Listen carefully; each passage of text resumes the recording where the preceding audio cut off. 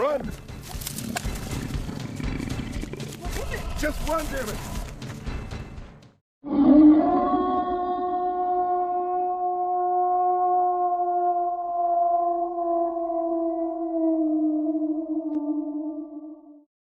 Written and directed by Gregory Lamberson, who previously brought us the classic Killer Rack, among many others. This time he brings us Frenzy Moon, a low-budget werewolf movie clearly inspired as a kind of mashup of Dog Soldiers and Evil Dead. The movie focuses on 6 college friends as they plan a weekend away in a cabin in the woods, and we all know how those turn out. Along the way, one of these couples accidentally hits a hunter in the woods and seemingly knocks him unconscious, so they bring him to the cabin. And he seems to be some gun-toting survivalist. However, their problems are only just starting when it appears there is a pack of hungry werewolves outside this cabin. What'll happen? You'll have to watch the movie and find out. So let's talk about it. Now, this is a very, very low budget movie, and if you're a fan of this channel, you know, we know that you like the B movies, because that's what we do here a lot of the time, and this, oh boy, this is a B movie. So I'm not going to bury the lead here and pretend this is some kind of hidden gem. This is kind of a bad movie in many ways, but I gotta say, on the plus side, although I would say it is a bad movie, it's also a fun movie. I did actually have quite a lot of fun with this movie, partly because it's so crappy in many ways, particularly when it comes to the actual werewolves themselves, but we'll come on to it. But this is the positive section, and I did find myself enjoying the fun in this film. I mean, it's a kind of fairly fast-paced movie. There's a whole bunch of werewolves. They actually do try and make the werewolves look individual as well. They haven't just used one kind of generic costume. They're all kind of practical man-in-suit style costumes, and they have made clearly a variety of different costumes. So just like humans, you get a variety of different sorts of looks in regards to the werewolves. So they have a degree of individuality. And as I said, they're all done practically. They're not shy about showing you these kind of suits either. It's not something that they choose to kind of hide so you don't see it. They're all proudly on display here.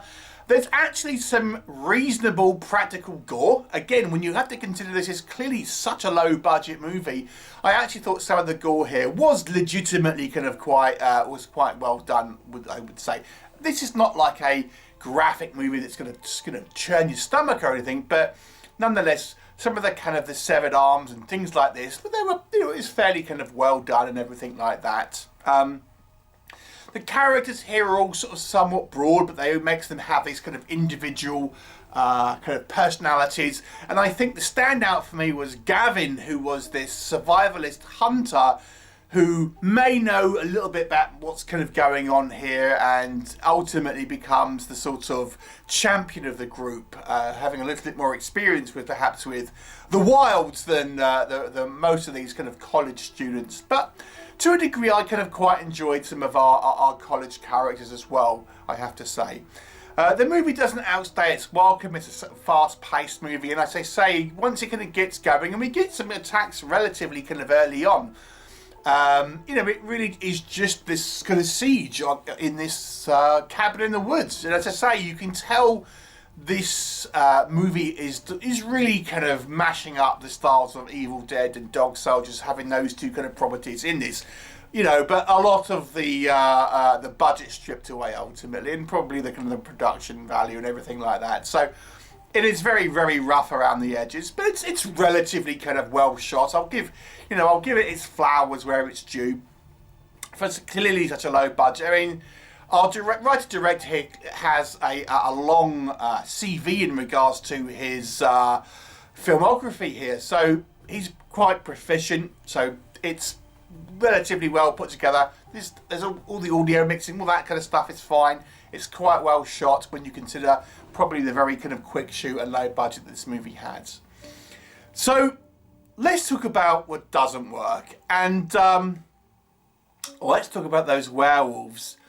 This looks like furries. If you know what furries are, it's these people that kind of dress up in kind of fur costumes and do things. It looks like Attack of the Furries. In actual fact, I'd go so far to say it might have benefited this film to actually lean into that a little bit and actually have, like, there's some furry convention out in the woods, but maybe they got rabies or something like that, and that could have, you could have bought into these costumes.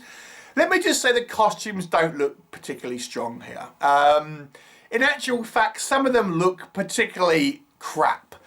We've got a couple of them that said their eyes are like really kind of sort of close together. It looks like these werewolves have been loving their cousins, so to speak. Let me just kind of say that.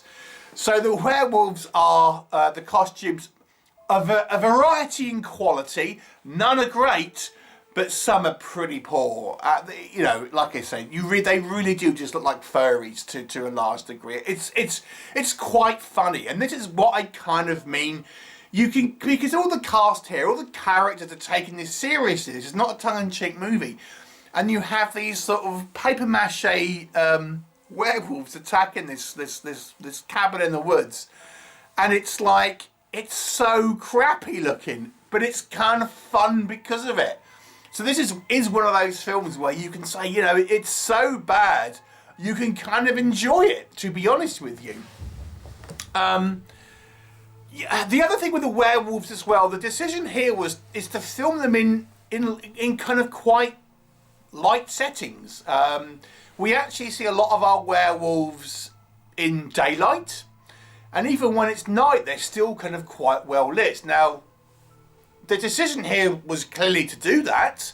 I don't really know the logic behind it. I mean, it would have, if they either think these werewolf suits look great, or they don't care and it's just whatever. But if you weren't so happy with them, and you could kind of use the darkness to mask a lot of the kind of the low budgetness of it all.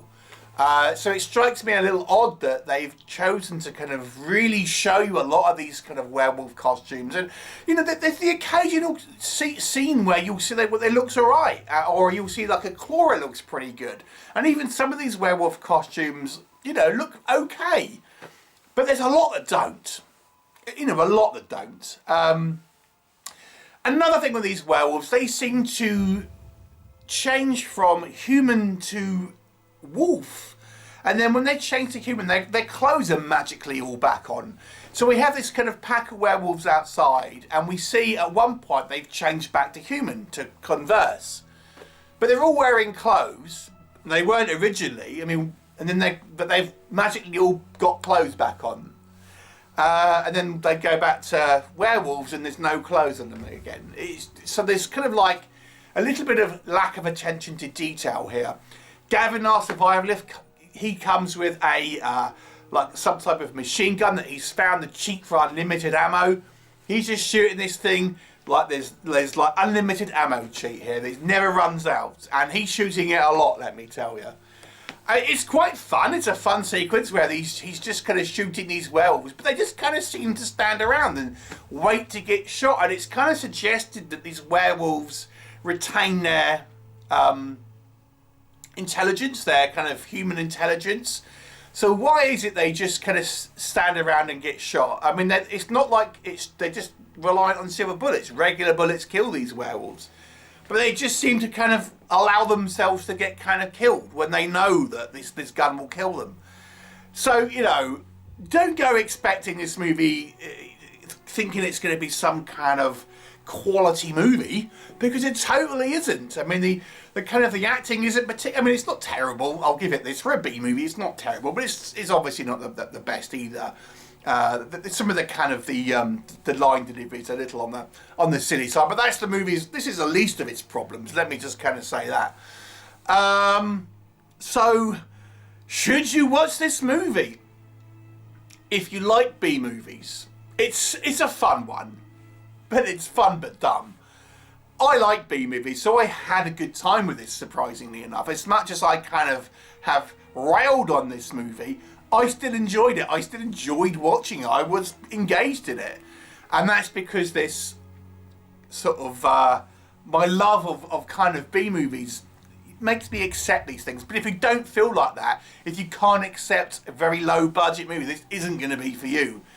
And in actual fact, even people who watch low budget movies, this is really particularly kind of like one where it sticks out. So it's a 4 out of 10. I can't honestly give this a good score necessarily, because it critically isn't a good movie, but it does have some entertainment value. So I'm curious, anyone who watches this, would you watch something like this based on what I've told you? I mean, knowingly crappy, but kind of fun. And if you have seen it, I'd be curious to hear what your thoughts are. 4 out of 10. What were your thoughts? And I'll look forward to seeing you next time.